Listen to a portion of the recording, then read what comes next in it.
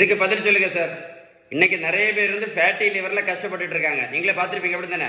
இந்த ஃபேட்டி லிவருக்கு காரணம் என்ன தெரியுமா? இந்த ஃபேட்டி லிவருக்கு காரணம் என்ன தெரியுமா? இந்த ஃபேட்டி லிவருக்கு காரணம் தான் இந்த இன்சுலின் ரெசிஸ்டன்ஸ். இந்த ஃபேட்டி லிவருக்கு காரணம் இதை எழுதி வச்சுக்கிடுங்க. ஃபேட்டி லிவருக்கு ஒரே காரணம் வந்து நிறைய காரணங்களும் கிடையாது. ஒரே காரணம் வந்து இன்சுலின் ரெசிஸ்டன்ஸ் தான். இந்த இன்சுலின் ரெசிஸ்டன்ஸ் இருக்கிறதுனால நல்லா கேட்டுடுங்க. இந்த இன்சுலின் ரெசிஸ்டன்ஸ் இருக்கிறதுனால ஃபேட்டி லிவர் இருக்கக்கூடிய கிட்டத்தட்ட எல்லா பேஷண்ட்டுக்கும் என்னெல்லாம் பிரச்சனை வரும்னு சொல்கிறேன். சரியா? ஒன்று வந்து சுகர், ப்ரெஷர். சரியா? எழுதி வச்சுக்கிடுங்க.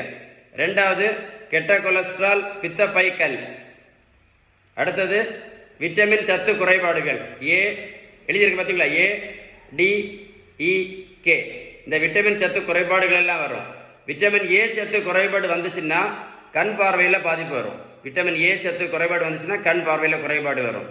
அடுத்து விட்டமின் டி இருக்கா? விட்டமின் டி சத்து குறைபாடு வர்றதுனால எலும்பு சம்பந்தமான எல்லா பிரச்சனைகளும் வரும்.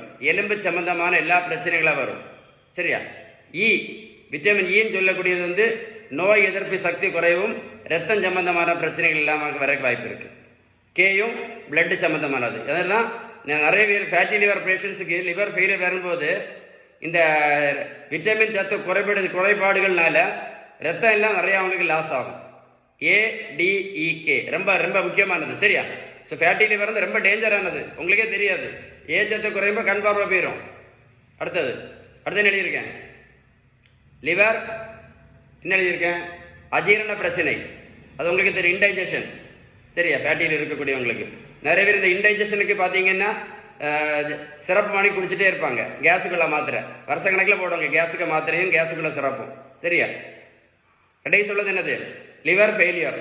நிறைய பேர் லிவர் ஃபெயிலியர் கூட வந்திருக்கு. நேரம் சரியில்லைன்னா லிவர் கேன்சர் கூட மாறலாம்.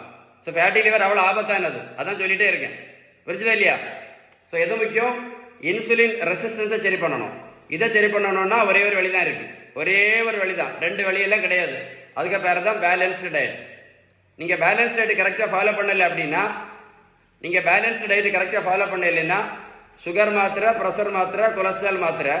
சரியா? அப்புறம் இன்சுலின் ஊசி, அப்புறம் சத்து குறைபாடுக்குள்ள எல்லாம் மாத்திரை, அப்புறம் என்னது லிவர் ஃபெயிலியர் வந்துச்சுன்னா அதுக்குள்ள மாத்திரை. இது எல்லாம் தான் இன்னைக்கு வாழ்க்கை ஃபுல்லாக நிறைய பேர் அனுபவிச்சுட்டு இருக்காங்க.